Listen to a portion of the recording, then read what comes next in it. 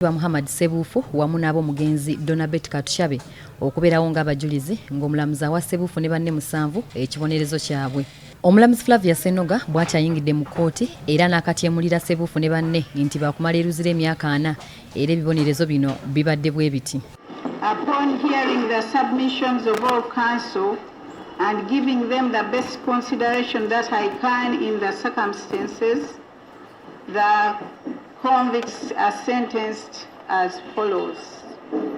On count 1, which is murder, A1, A2, A3, A5, A6, A7, and A8 are sentenced to 40 years imprisonment each. Ku musango gw'obutemu Ssebuufu n'abalala bakusibwa emyaka 4, obwakkondo baweereddwa emyaka 2, okuwamba n'ekigendererwa eky'okutta emyaka 3. Kyokka omuvunaanibwa ow'omusanvu Stephen Ranga ng'ono yali ddereeva owakusibwa emyaka 7. Ekibonerezo kino kitooleddwako emyaka gye bamaze ku alimanda. Banne era baakuyirira ab'oluganda lwa Donabet Katushabe obukadde 10. Wabula nga tebanaweebwa kibonerezo kino baweereddwa omukisa okubaako kye boogera nga wano Ssebuufu asabye kkooti emukendeereze ku kibonerezo kubanga alina abaana ab'okulabirira kyokka omulamuzi tamuganyizza kumalayo bigambo bye.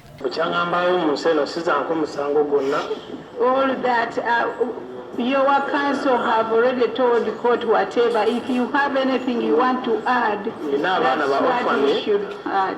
Abana ba orphan bendabirira nga n'abamu bali waka bawere namba abana 68. Abana abamu nabajja ku makubo abamu bakadde baafa neyamu okubeera nabo. Nga ne munno omulala asabye kkooti emuggyeko emisango. It is not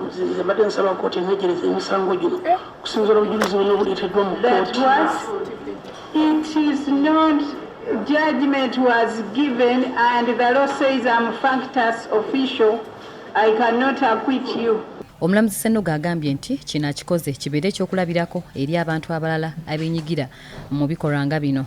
Ono era bategeezezza nti baddembe okujulira bwe baba tebamatidde. Nze nali sibanja mukazi yampa cheeke ya $1.4 million ya ssente zange nali simubanja.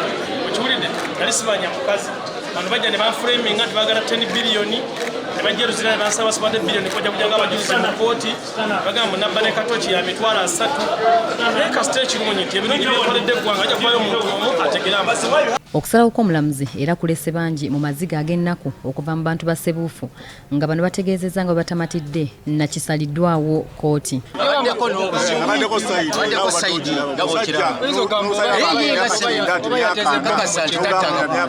Myaka 4 mwana ayinza n'okuddaana mu kibuga nga takyategana poloti ze wezi.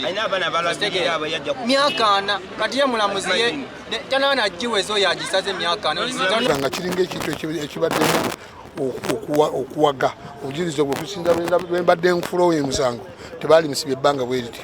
Kyokka ab'oluganda lw'omugenzi Katushabe basanyukidde ekibonerezo kino wadde ng'omuntu waabwe si waakudda. Tetuyinza gamba nti nno tuli basanyufu naye ensonga eri nti twebaza nnyo justice system okulaba nti omuntu aweebwa ekitiibwa.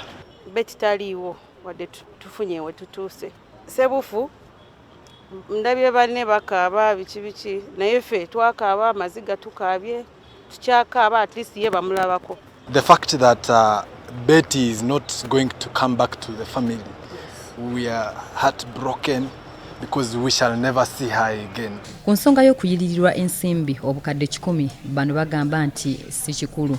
Bannamateeka ba Ssebuufu bategeezezza nti baakweyongerayo mu kkooti endala kubanga nabo tebamatidde na bisaliddwawo kkooti. Nsala y'omulamuzi tetumatidde nayo kubanga ffe tulowooza nti tali fair. Tali fair, so tugenda kukola appeal, tugenda kujulira, tetulina bizibu nayo. Ssebuufu ne banne batwaliddwa Luzira mu nnaku etagambika okutandika ekibonerezo kyabwe. Donabet Katushabe yattibwa ng'ennaku z'omwezi 21 omwezi ogw'Ekkumi 2015 oluvannyuma lw'okuwambibwa okuva mu maka ge n'atwalibwa ku Pine Carbond era kkooti yakakasa nti baakozesa ebissi ng'amajambiya n'ebiti okumutulugunya okutuusa lwe yafa.